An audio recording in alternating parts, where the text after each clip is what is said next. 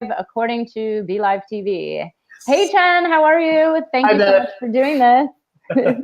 Thank you. I'm super excited. This Yes, is my first ever interview being the interviewee experience. So get I'm ready. excited for it. Here you go. Got to do it once, right? Yeah, Totally. no, it's really great. It's so fun that we got to talk last week about me and all my work, and this week I can't wait to pick your brain because this is so everybody. Chen is a digital marketer and a copywriting expert, and I know he's really good at the whole email debacle, as I call it, because it's like a necessary evil. I love email. I'm so glad we have it to communicate with our communities, but it's always it's a wild west world out there, and I really Mhm. want to pick your brain and figure out what's the secret to kicking ass with emails in all types of businesses, with solopreneurs, coaching, people with consulting agencies, e-commerce, everything. So Chen, Mhm. tell everybody a little bit about your background and what you do, and then I'll start grilling you with email questions.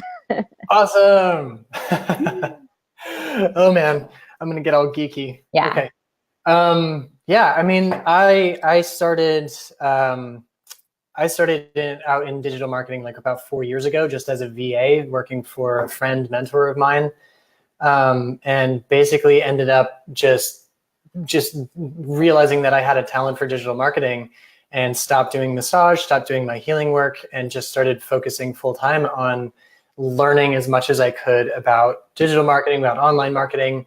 I like to say I'm kind of like, I just use my millennialness to understand and fumble my way through things. Um, And I mean, really what happened is both I found that I really enjoy the statistics and the fusion of statistics and mathematics with personality. And really when it comes down to it, like all of the marketing, all of the sales is just like, it's that combination of numbers and like, is this actually working with connecting into what people actually want and being able to listen to people. So I really enjoy that combination. And yeah, personally, I stopped doing my one-on-one healing work because I realized I could impact so many more people by helping coaches, healers, entrepreneurs, businesses actually have the impact that they want to have in the world through helping them with their marketing and their copywriting and actually getting clients in and mhm. actually making money so they can have more impact. Yeah. And so that's just like my personal thing. It's So it's a great story. And I love that you said fumble through your millennialness because, and the reality is, we're all fumbling. I'm not a millennial. I'm actually on the cusp of X and millennial, I guess, whatever that generation's called. But no, I mean, the reality is, yeah, some people are really, I find, natural marketers more than others. And it's funny, I love marketing. I'm like you. I love the geeky side. I love the numbers. I love looking at analytics, but I'm horrible at copywriting. Like, I'm horrible, and I will admit that. Like, I mean, you've seen me. Like, I struggle with certain things, and when I launched my other business, it was the biggest struggle was getting just like the about me page of my website, which has probably been redone like 50 times, and I've probably hired like 4 different people to work on it. totally. And it's the same thing with like even now writing an email. Like sometimes I can bang them out and sometimes it'll take me hours just because I'm like reading it over and over, which is ridiculous. And Mhm. and then I'm like you, I'm very geeky and love following other people, other brands. I've always loved watching brands since I was pretty young, actually. Like I love commercials for the creative aspect of commercials, Oh but my God. you know, I can't go out to I can't go out to a restaurant with a TV because I no longer watch the TV shows. I just watch the commercials. You're like, how are they telling the story? How are they doing that? It's exactly. Exactly. And I'm glad we both have this because it's interesting to see over the years, what people do and how some do it, what I would call right and wrong, and some are killing it and some are, just horrible. Like, Mhm. the brand that sends you an email every day that's just pushing sales and like and doesn't tell one story and doesn't have any content and Yep. doesn't share any interesting background, it's like that just gets so boring. But Totally. so I have some questions for you. So as Shoot. you know, as a solopreneur type business, like a lot of coaches, healers, wellness entrepreneurs, or, I actually work with a couple people that have consultancies, which, again, it's like them and maybe a few hires. But what would you say the most important thing is when, writing emails, writing your, I call it email marketing with quotes because I even hate calling it email marketing. Oh no, he froze on my end. Let's see if Chen is frozen on the Facebook Live. Oh, this happened last week. If anyone can hear me, can you comment? Let us know if this is still working. I'm looking on my. Let's see. Hello. Can someone says we're not on. Let's see.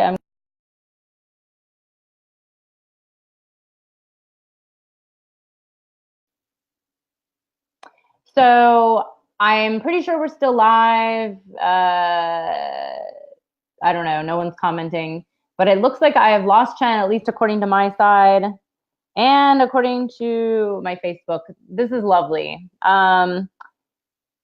Let's see. Oh, let's see. I think he's back on. Chen, are you there? Can you hear me? Can you hear me? I can hear you. Oh, okay. Okay. So I'm assuming we're back on. This is a. Yeah. I could hear you that entire time. Oh, could you?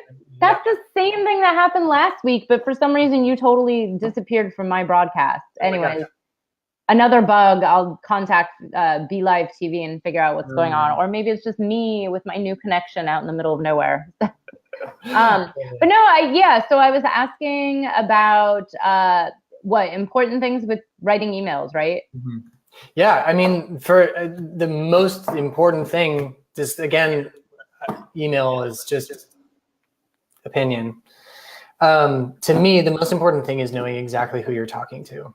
And if you don't know who you're talking to, if you don't have a clear definition of who your ideal client is and what they really want, what they're struggling with, what's going on in their head right now, there's no way that you can actually write anything to them. So the first thing that I do with any client that I start working for, or if I'm teaching someone how to write, is to get them into one, what are you offering them? What's the result that you're offering to people? What's the result that you create, and get that really clearly defined and actually make sure that it's something that your market wants. Because if you aren't offering something that people actually want, no amount of marketing is actually going to create any kind of result for you. So make sure you have that first. When you have that, then clearly defining who it is that you're actually talking to. And literally getting it down to, they're 32 years old, they live in this type of a house, they have this many kids, maybe they don't have kids, they want kids, they make this much money, they're staying up late at night worrying about this, and this. They're the primary decision maker in their family. Like, what's actually going on in their day-to-day life, down to like the thoughts, their favorite song, what did they think about as kids, who did they want to be, like getting down to that level of detail and getting away from the most common, one of the really common things that I see, not the most common, but is like, who's your ideal customer? Well, they're 32 to 43. They make $500,000 to $200,000, dollars. That's not a customer. That's a range of people. Your customer is not a range of people. They don't have a range of ages. So get it down to like that extremely specific, very, very detailed profile, and then name them, give them a name, and then start adding to it with your own research, your own surveys, your own, understanding of your list of your audience. And always, always, always, always write to that one person. And the difference in the results that you'll get are profound. Like, just, I was writing for a client, and the moment that I really got this, we were doing a promotion after we did this whole free challenge. So we had all of this trust built up with the list. It was a whole brand new list of like, I don't know, a couple, maybe 1,200 people. And I was sending an email every day to them, so they knew to expect my emails. And we started offering a paid course at the end of this free challenge. And I think I sent like 3 emails, and then the 4th day I called up my friend and I asked her, like, what are you're wanting to join this, but you're not joining it. Mm-hmm. And I got all of the things that she was struggling with, and I wrote her an email, but sent it out to the entire list. And about, I think, 1/3 to 1/2 of the people that actually bought from that one email. That's a really great trick. I'm going to try that.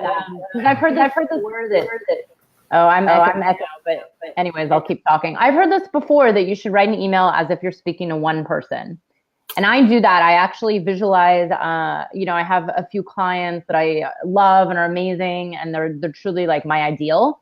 Yep. And even though I know my whole entire list they're not the same. Hopefully there are most of them, but I still envision, those women and what they're up to, and because they're all actually pretty similar. Yep. And I really narrow that down to like, okay, if I'm speaking to her, what would I say? And then, yeah, you're right. Like, it's like, okay, the person who's completely different, they're either going to unsubscribe, or maybe they're not going to be interested, or who knows, or maybe I don't know my audience. Another thing that I find funny, and maybe you could weigh in on this, is what about like when you're launching at the beginning, like let's say a new product or a new business, or even your new coaching or healing practice. And, you imagine, like, for example, with my old business, I imagined my ideal customer because it was who I was actually designing for. But in reality, with all the sales and the analytics, it was actually a different customer. Like I always pictured this super urban hipster, like 20-year-old. And actually most of the sales came from kind of wealthy suburbanites who were actually a little bit older, which I still, like, I kind of have theories, but I don't really know. But the thing is, I didn't change my marketing. I still spoke to that like young hipster. And my theory is, I think the older, not so hipster was attracted to it because they aspired to be a younger hipster. Totally.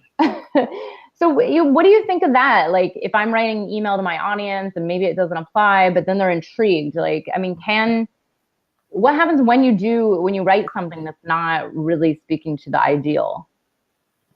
What happens? Yeah. Like, is it good? Is it bad? Is it going to attract new people? Is it going to deter people? It's the results are in the numbers. That's why I started out saying, like, everything is the only rule that I follow in email is it making you sales? Is it getting that engagement that you want?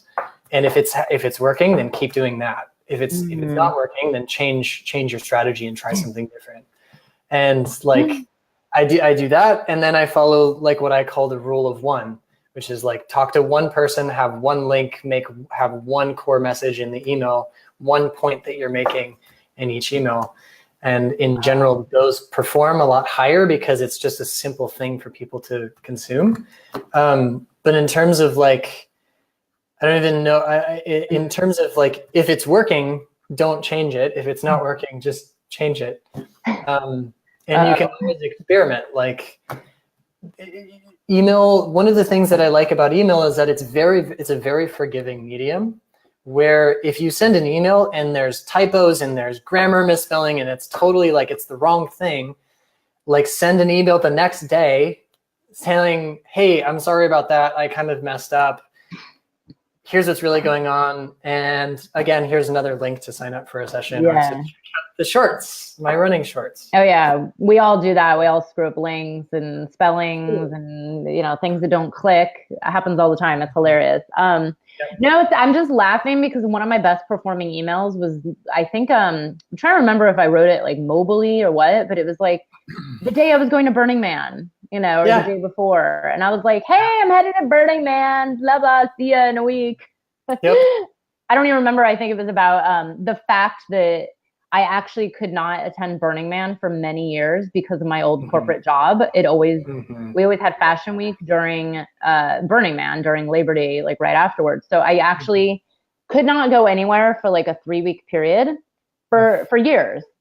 And so every time I started going to Burning Man, I was like, wow, this is so great. I can go to a place, like I can just go anywhere I want, whenever I want. So I wrote an email about that one point. Yep. And that's interesting that you say that emails, people should focus on one point. And it is funny because sometimes I get these really long emails that have like 1,000 different things, and I'm like overwhelmed, and then I don't know what they're actually offering, so I kind of just delete it. And is that what you mean? Like, don't do that? And I mean, what I like to say, like, if you're writing an email, what are the emails that you actually pay attention to? My guess is the emails that you actually pay attention to are either from coworkers, so they're sending, if you use Gmail, they're not formatted. There's maybe, it's like 12-point font. It fits in with the rest of your Gmail experience. Like if you look at, I read a lot of copywriting books from the direct response copywriters like Gary Halbert and Dan Kennedy, and the people who really built direct response marketing, which is basically email as a form of direct response marketing. And what they always did when they were doing their print advertisements is make it fit into what someone would expect to see in the magazine or the newspaper that they're seeing the advertisement. So you look at the very successful direct response advertisements, they look like a newspaper article in the newspaper that they're in. So think you just apply that to email. You don't expect to get these like super flashy things inside of your inbox. Like you kind of, as soon as you see that, you're like promotion, advertisement, promotion, you know? And so, but if you see like a email that you're expecting to see in your inbox, it's like, oh, it just kind of slips under one of those natural barriers that we create to seeing the 10,000 advertisements that we see every day. And it becomes like, oh, this is from my trusted advisor, Beth, you know? So yes, so those are the emails that I kind of laugh at. And again, I'm going to follow that up with and say, if you're doing that and it's working, keep doing it, you know? Maybe test something else, see if it performs better. But if it's working, then cool, keep doing the thing that's working for you. But I always try to test as much as possible what actually works for my people. Sometimes it's really long 700 to 1,000 word emails. Sometimes it's really, really short, like 150 word emails, and testing the length, testing all of that stuff. Yeah. How do you feel? You know, it's interesting because I always struggle with like, is this too long? Is it too much? Like, what is your theory about how many times to email? Like how often? And like how long and how wordy, and you know, there's just so much. I'm like, oh, all I can do is try and see which one gets read and see which one doesn't. But how do you feel? Because you know, there's days where I'm like, oh my God, everybody's gonna have email overwhelm and then it's all gonna be over. But then that's not a reality right now, not yet. I hope never. But how do you feel about like emailing? There's some people I follow that email like a lot, and some people that email like every few weeks. Yeah. Again, I'm going to say like whatever works for you, you should keep doing that. I will say there's generally a direct correlation between sending more email and making more money. And people resist sending a lot of email, but like, especially if you have any type of an evergreen product or something that's always available, running shorts or especially a membership site, you can send an email every single day. I know it's scary, isn't it? But it's the style of email that you send that differentiates yourself. And there's a way to do it that like that type of email where you're like, hey, I'm going to Burning Man and I'm so happy that I can get to do this because I have this type of lifestyle and I want to be able to help you do that too. Sign up for a free session. Like that's that kind of, it's that kind of narrative style storytelling infotainment that I call. It's called, this is infotainment, where you're giving people a piece of candy covered broccoli. Basically, you're giving them something that tastes like candy but nourishes them like broccoli. It's sharing like what to do to get the result they want, but not exactly how to do it, so they get motivated to actually buy from you, join, take the next step. Yeah. And so you don't have to send every single day. You can send twice a week. You can send once a week. But, if everyone else is sending daily, you might differentiate yourself by sending once a week. But then you just have to figure out what's going to actually work for you. There's no one size fits all. This is the right way to do it. Yeah. What about, is there such a thing as like not emailing enough? Obviously, like you have to email often enough. But and then what about the consistency thing? Like sometimes I get nervous if I'm sending only one a week and then I miss out on 2 weeks, or I send 1 week, but then I send like 3 in another. Is there anything to be said for consistency, or does it matter? Or I mean, I always like to be consistent, but that's when I think it goes into really what's your personality? Like if you're just a solopreneur and you're just like, how do you actually do business? Like finding the way that actually works for you. If it's sending a couple a week and then not sending very much and then sending a couple a week, if that works, then keep doing that. Like find the way that really resonates with you and your energy and how you like to do it and how you like to operate. So many people I'm going through a process where I'm practicing writing to my list every single day. And I write something that's a little tip, that's a little, something juicy, a little nugget of something, and a little story to go along with it. That's like 300 to 500 words long. It's fast to read, and there's always a link. And so I'm experimenting with that. That's what I'm experimenting with because that's just what I want to play with right now. Maybe I'll go down to 3 times a week. Really, it's like what works for your style, for what you're offering. Where are you getting most of your clients now? Like if you're not getting most of your clients from email, then you could change something up and try to implement something new. But, if I'm just going from a complete marketing and business standpoint, like if you get most of your clients from speaking engagements, focus on the speaking engagements. Yeah. I don't know if I'm digging myself a hole. It makes sense. Or trying to do like a little of each. Like if I have a list, I might as well keep emailing them. Like I need to stay in communication. But if I'm doing live events, maybe it's like a little less time or, there's also this theory of like doing cycles, right? Like sales cycle, non-sales cycle. But then you also don't want to lose the engagement. Like I know from being on other people's lists, like I actually the other day got an email from someone who I think never has sent me an email before, but somehow I signed up like 2 years ago. And I was like, wow, that person really waited a long time to send an email. Like, I don't know, maybe they took a year off or something. Like, you can't wait that long, but you're right. All we can do is keep testing and trying. And, a lot of people I work with get afraid of this this notion of like, oh, well, I'm afraid they're going to unsubscribe. Can you talk a little bit about that? Actually, a lot of people are peers. Like, oh, I don't want to like scare people away. I just wrote an email myself to my list about this very topic. Really? And I say, so this is one of the big fears that people have with sending a lot of email. That is an awesome water jug, by the way. You're awesome. The water here is so good. I know. I mean, what I say is you actually want people to unsubscribe. Like if they're not going to be if someone's going to work with you, they're going to jive with how you're doing your email, how you're talking to them, the frequency and the consistency of which you're doing it. That's why I say, how often should you send, or like what's the consistency?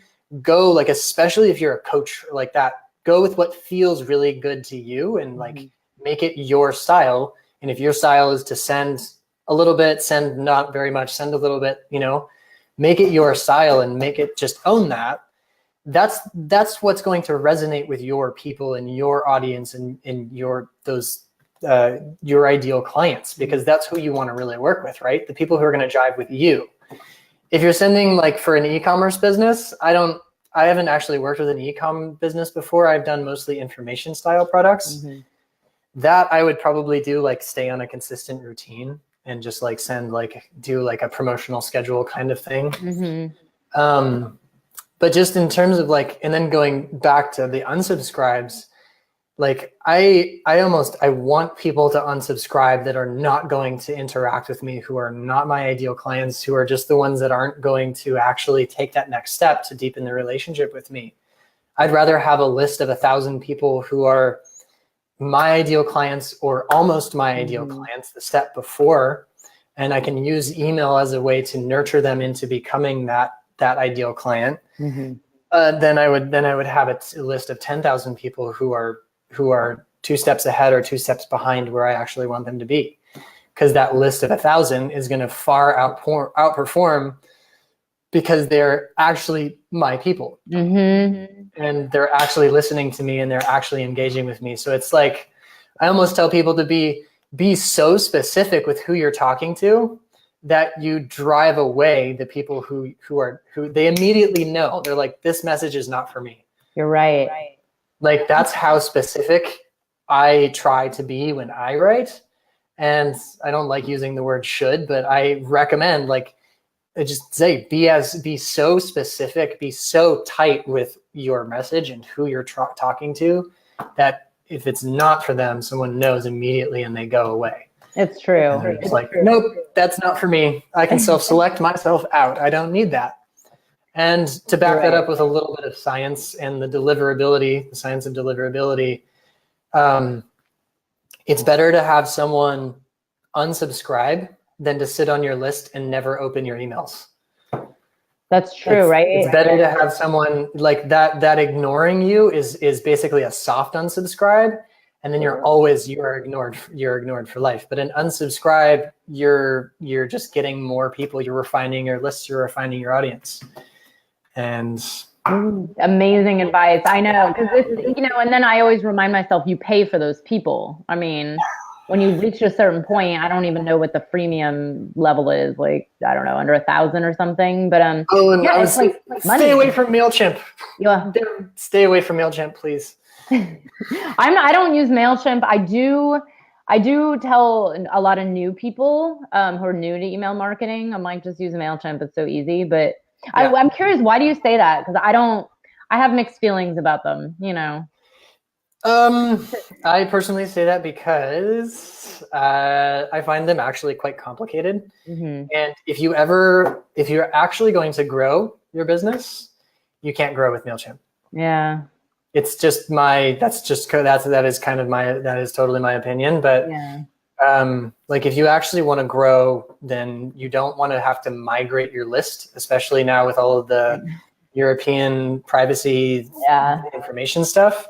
You want to be able to use your email service provider for the longer term, because once you migrate your list, if they're not customers already, you'll have to have them double opt in again.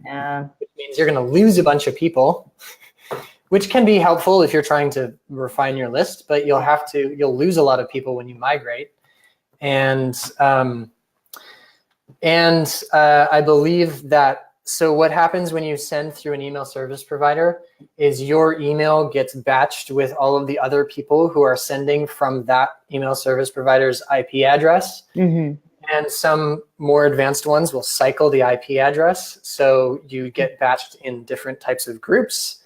MailChimp, people that go to MailChimp are all of the people who want a free service.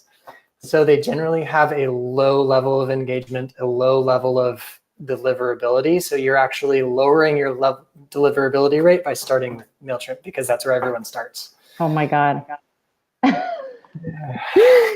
Yeah, I mean, first of all, I know because of the new privacy acts, or whatever, the GPDR or whatever the hell it's called. I know about that, and trust me, because I'm on an email service provider with the intention of, like, oh, in 2 years or a year from now, I'm going to upgrade. But yeah, I also realized that having them re-opt in is going to be a big issue. And hopefully maybe by then I can get around it. But I had a client like a year or 2 years ago who had this really big list, but she just literally never emailed them. And so we just decided, like, hey, it's time to start emailing your list, because she had like 7,000 people and hadn't actually emailed them. Yeah. So we did this whole, like, cleaning the list, and she actually, I actually helped her with it, but we sent it through MailChimp and then she got banned. It was like, but you know, they eventually let her go. But you know, it's that whole like, hey, asking people like, do you still want to be on my list? And they're like, who the hell are you? Totally. Yeah.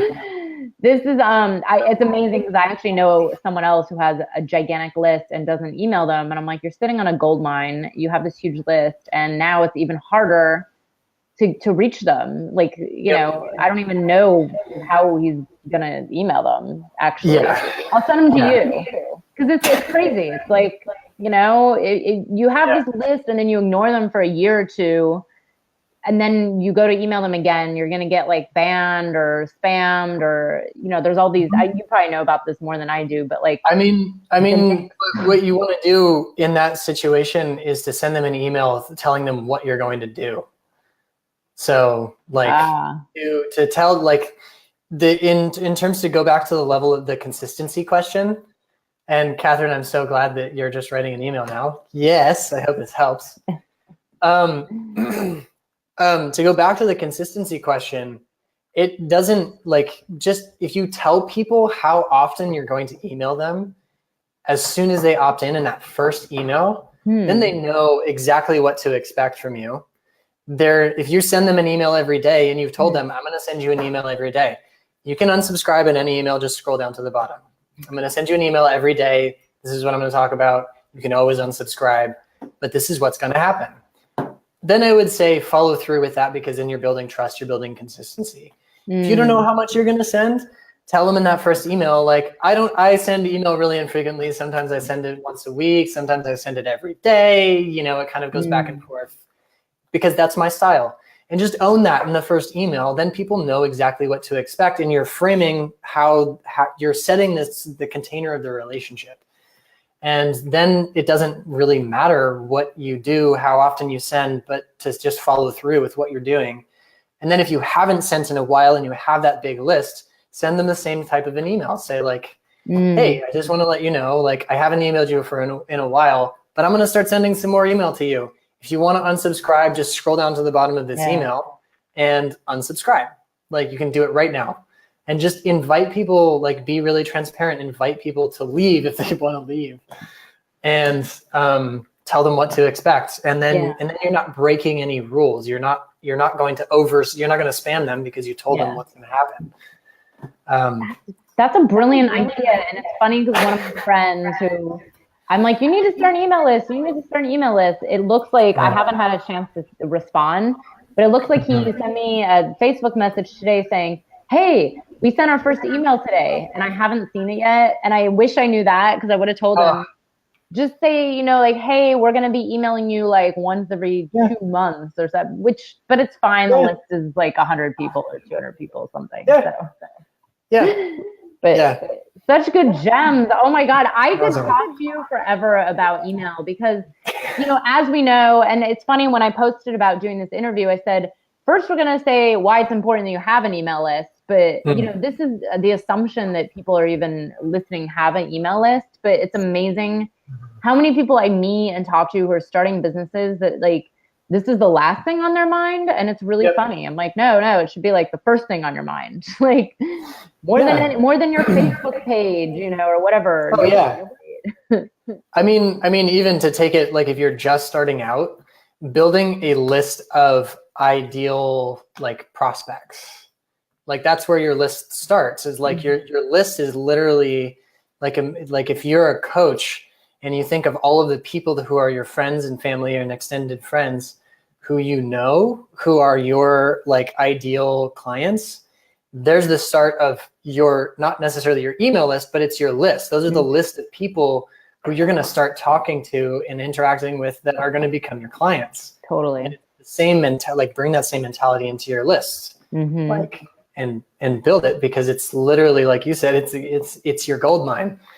And if you do it in that way where you're setting the relationship, you're setting the container of the relationship, you're telling people what to expect from you, and then you follow through with that and you maintain that relationship over time. Like if you ever get into a tight spot, you can literally be totally transparent with your people and say, hey, this is what's going on.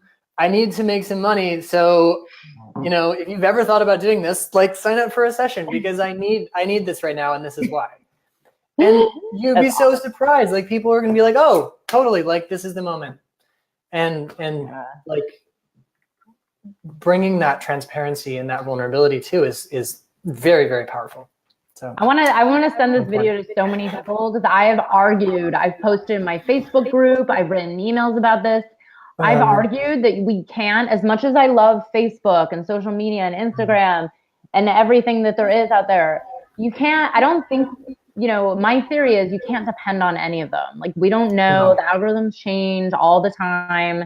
Like some of my good friends, I don't even see their posts. So why would people see my business posts really, right? And it's like email, I always say the first thing is talking to people in real life, right? That's like first, because that's like the best connection. But then one of the second best is emails. It's like most, like my parents, I always use the analogy, my parents read their email, but they don't scroll around on Instagram all day, you know? And it's like, you're going to have clients that are like my parents, you know, potentially. Not everybody is a millennial client.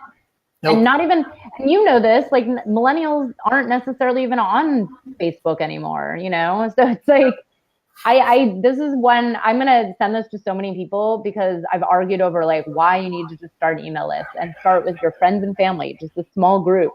And build. Yeah, totally.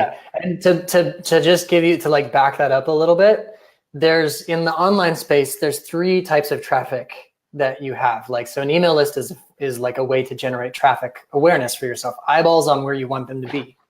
And the first type is like traffic that you have no control over. This is like SEO kind of content stuff where you don't necessarily know where it's coming from. And it's just like organic, it just happens. Then there's content that you have control over, which is paid search advertising. It's your kind of your Facebook audience, that kind of those types of people.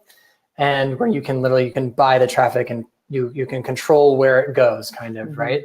And then there's traffic that you own, which is an email list, which you don't have to pay for. Not the cost of a Facebook ad. No way. Which you don't have to pay for it. You don't know. It's not like this mystery thing where I don't know where these people are coming from. I don't know if I'm going to get these visitors to my site. And like really the goal of those first 2 types of traffic, of like traffic, if you're buying traffic or you're just getting organic traffic, is to convert it into traffic that you own, which is your email list, your list of contacts, if it's a phone number, you know, any of that, things that you own, because then you never have to pay for it again. You never have to go out and do that work that you did. Like even if you gather email addresses at your events, you never have to make like that contact again because you've already made it. You already have that relationship. You don't have to buy it again, literally, with your time or your money. So just to back that up a little bit. I'm so glad you said this because I'm sick of arguing with people over email versus Instagram, but you know, whatever, to each their own. It also depends on the business. I get it. And like budget, time, and also what you enjoy. Some people I know are actually building their business on Instagram, but they're making clothes, you know, and they're like, oh, well, I just like sending photos. I like sending photos. And hey, you know, if that's making you happy, great. But I agree with you. And I love that you say this. This is so important.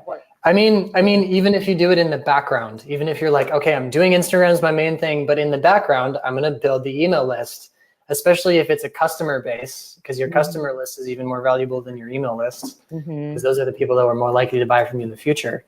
And like, if you're selling a pair of pants, like you did it so well. Like, this is like, tell the story of how you got the pants. And you suddenly have all of this stuff that you can talk about. And like, my favorite place to get ideas for products to write stories about is this magazine. It is the J. Peterman catalog. Have you heard of it? I know them. I just have never seen the catalog. So it is, if you ever need ideas for writing copy, it's one of my favorite places to get ideas. It sounds like you have some ideas about them, but No, I don't know. It's men's clothes, right? Isn't it? No, it's men's and women's clothes. Women. But for their product descriptions are stories. Every single product description. Oh my Every God. single product description is a story that puts you right into the situation that you would be in if you got the product. And it's always like they do such a good job Wow. of like putting you into what it is going to feel like emotionally, aesthetically, in this experience of not even going to feel like, but the experience of actually owning the thing, like after you have it. And like, you know, it's like running shorts. It's that, you know, you capture that feeling of what it's like to, you know, go out running in the morning, and you talk about that joy of the crisp morning air and all of that. And they get right into that situation. And then wow, it's easy to make the, I don't know, the transition to the pitch, which so many people struggle with. Oh my, I know. I'm like sitting here going, wow, I have so much to learn about really that deep, because it's all about this like deeper connection of making, you know, really tell, because I tell stories from the heart. That's all I do in my emails. I'm like, oh, let me just talk from the heart.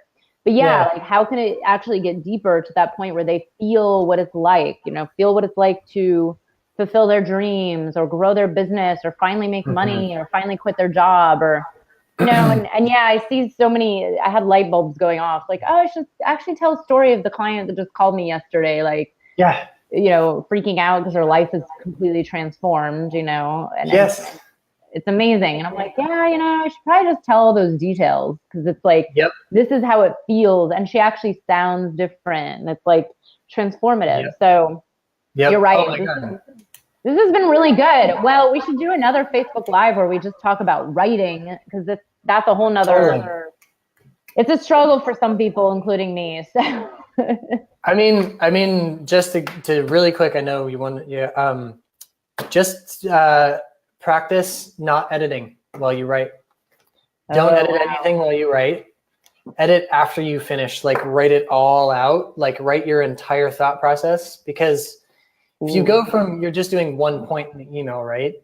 You'll have this idea, write out the entire idea, then go back and edit it and change it and correct the spelling, correct the grammar. But just sit down and write the entire thing from start to finish. Don't interrupt your creative thought process. Then go back and get into editing mode, because editing is analytical, critical, and writing is creative, whatever, left brain, right brain, I never remember. So write the entire idea out, then go back and edit and get analytical and critical about it.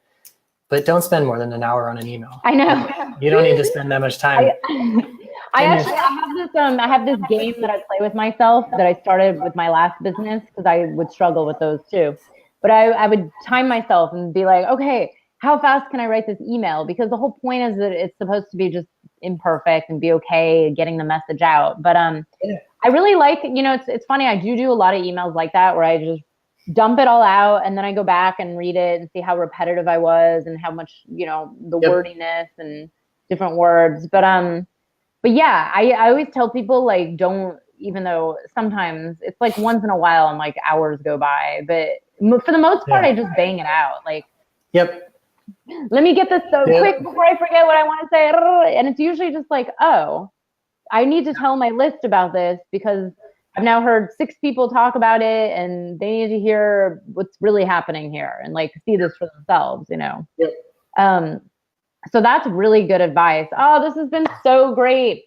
Yes, I actually have to go because my friends are playing tonight, a music show, and my other friend's making cacao, and I have a phone call beforehand. It's a packed day.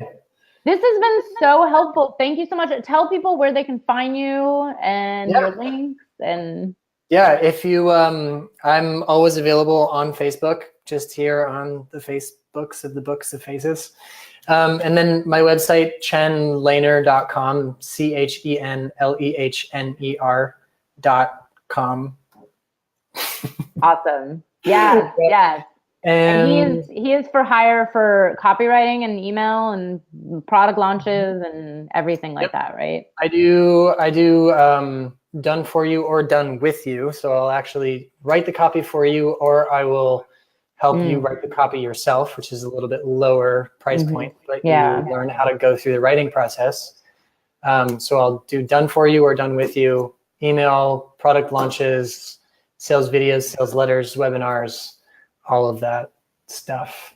And I always recommend people hire a copywriter at least once, like, or at least, for one phase of their business, because I actually hired someone for my last business to do it was kind of a combination, like mostly done for you, but then some teaching.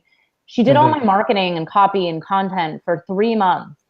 And I learned more in those 3 months than I probably could have learned in like years. And I read every single thing, and I, like worked with her on the tone and, like learned a little, but that was also, I mean, it was like social media. So it was like very elementary, but just even hiring someone for that level, and then I've hired a copywriter for some emails just to get a sense of like, okay, here's certain ways of structuring. But yeah, trust me, it's my dream to just like have someone do all my copywriting one day. Yeah. Or almost all, not all, of course. Yeah. Still has to send a Voxer and I'll write an email. Yes. Oh my God. That's the dream. Seriously. Next year, that's my goal. Next 2019, Voxering my emails, and then like an hour later it's sent. Well, or a day, something like that. Totally. Great. Thank you so much, Chen, for being with us. This was really awesome. And we'll have to do this again and talk about copy. Oh my God. Totally. And everybody, if you want to learn more, subscribe to Chen's email list, because obviously the best people to follow to learn how to do emails are people who do emails for a living. Totally. I actually just led a webinar that you can get the replay to if you go to chenlehner.com/webinar. Oh yeah. I'll say and opt in, and you'll get an email with a link to watch the replay, and it's all like subject lines, how to write the email so you transition to the pitch without sounding pitchy, all of that stuff. So we could talk for an hour about subject lines alone. I totally, trust me. I'm like, oh God, the subject line is the hardest part for me. But if you clearly define who you're talking to, the subject lines become really, really easy. Oh shit. All the rest of it becomes really, really easy. Oh man, so much to learn. Okay, we'll have to do another Facebook Live, maybe like next month or the month after, about subject lines that get opened. Yeah. Cool.